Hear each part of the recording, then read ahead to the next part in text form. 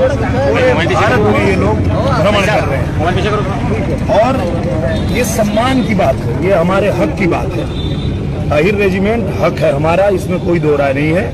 और प्रधानमंत्री नरेंद्र मोदी जी से चुनाव के बाद इस पे हम बात करेंगे, क्योंकि इस समय इस पे बात करना ठीक नहीं है। चुनाव के बाद हम बात करेंगे। लेकिन उन्होंने कहा वोट वही पाएगा जो अहिर रेजिमेंट बनाएगा। अहिर रेजिमेंट तो बनेगा ही। देखिए क्या है, हमारी जनता ने भाई लोग दिनेश लाल यादव निरहुआ जी ने आजमगढ़ से चुनाव जीत लिया है दोस्तों, और वहां के सांसद भी बन चुके हैं दोस्तों। जैसे कि आप लोग हमारे पिछले वीडियो में देख रहे हैं दोस्तों, किस तरह वादा किए हैं जनता से दिनेश लाल यादव निरहुआ जी अहिर रेजिमेंट बनाने का वादा किए हैं दोस्तों, और बोले हैं कि हम इस पर बहुत जल्द नरेंद्र मोदी से बात करेंगे दोस्तों। तो क्या अहिर रेजिमेंट बना पाएंगे दिनेश लाल यादव जी निरहुआ, और क्या मतलब मांग करेंगे नरेंद्र मोदी से, आप लोग कमेंट के जरिए ज़रूर बताएं दोस्तों।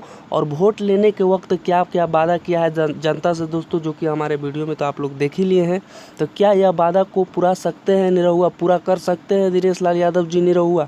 तो आप लोग के बता दें दोस्तों कि इस वीडियो को ज़्यादा से ज़्यादा शेयर कीजिए दोस्तों। शेयर इसलिए कीजिए दोस्तों कि जो भी वादा करते हैं जनता से पूरा नहीं करते हैं दोस्तों। तो क्या दिनेश लाल यादव जी निरहुआ ने पूरा करेगा यह वादा को? अगर आप लोग हमारे इस वीडियो से सहमत है तो वीडियो को ज़्यादा से ज़्यादा लाइक कीजिए, शेयर कीजिए और पूरा फैला दीजिए दोस्तों। धन्यवाद। जय हिंद, जय भोजपुरी।